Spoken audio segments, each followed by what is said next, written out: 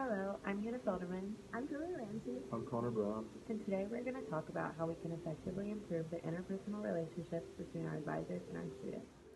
Alright, so to start off, I'm going to go into what it's like from a student's point of view at a university. Having an advisor that is well educated and knows what he or she is doing is very important.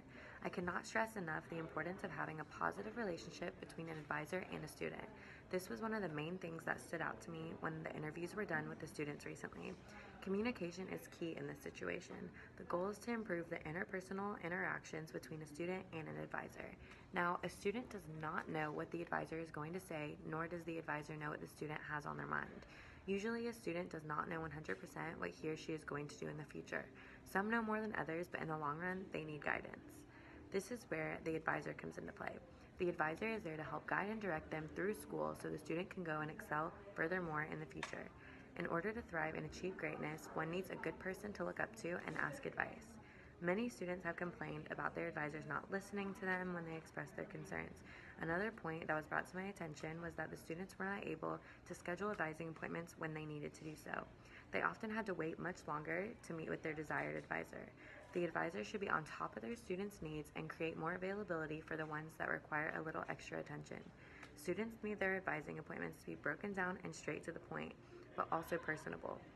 They need to feel like their advisor knows them and that they care. They don't want to hear all the fluff or extra information that does not have any relevance to them. The student wants to know what classes he or she has to take in the upcoming semesters, how to make a healthy schedule, and how to stay on track. Students should email their advisors prior to the meeting to give a brief description of what he or she would like to go over.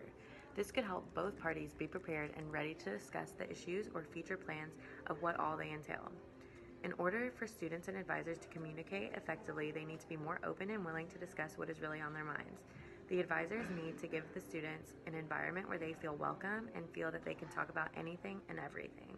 Both parties need to understand that they both have to meet each other halfway, and if they are both willing to effectively communicate, they will be a great team. So I'm going to go over a few goals that we have, and it starts with positive environment, adhere to the students' aspirations, be aware, be approachable and welcoming, and make sure that everyone is satisfied.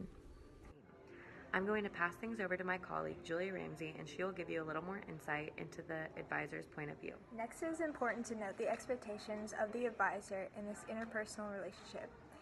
It is the responsibility of the advisor to really listen to students during appointments and adhere to their aspirations.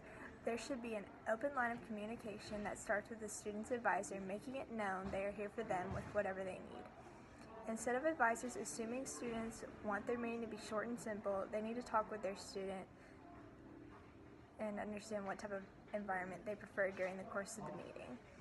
If the advisor wants to avoid the conflict of a student coming unprepared, they should take the initiative to contact the student beforehand and pinpoint what it is they want to discuss during their time together. Advisors need to make the environment as well as their demeanor very welcoming and approachable. This ensures that the student is satisfied and they feel as if they're getting the most out of their experience.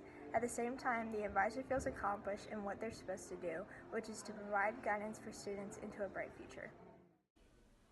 A few common issues, as listed below, are students claim that advisors do not listen, and there are ineffective time frame for scheduling appointments, they're unprepared on both ends, there are unrealistic expectations, and there's no effective communication, hence no good interpersonal relationship. It is very important that good advising relationships are made by the advisee's positive personal or professional characteristics and open communication, among other things. Difficult relationships are affected by advisee's negative characteristics, lack of respect, and communication problems. Advisor humor is also very important to both the advisee effect and the advisee perceptions of the credibility of their advisors. Advisor verbal aggression was negatively related to their effect and perceptions. Appreciative advising is a better accommodation to a student who isn't happy, which helps the advisor understand the student's situation. In a situation like this, the advisor should do some homework and mentally prepare themselves for the unhappy student's appointment so they aren't caught off guard and are unhelpful to the student. They can brainstorm with them ways to achieve their student goals. Now it is up for the student to deliver this plan of action in their best efforts. According to our references, Wrench and Carter found that advisor humor assessment was positively incorporated and related to the student and the advisor. Aaron Palmer emphasizes that an advisor should be well prepared and do their homework before meeting with the student. It is important to understand the student's needs. Knox, Schlosser, Pruitt, and Hill explain how important it is to have a positive and professional characteristics and open communication. Schlosser, Knox, and Moskowitz and Hill talk about conflicts with frequency of meetings and how satisfied and unsatisfied the students and advisors were. Thank you for taking the time to listen to our concerns, and we hope to have our interpersonal relationships improved in the Office of Undergraduate Advising in the near future.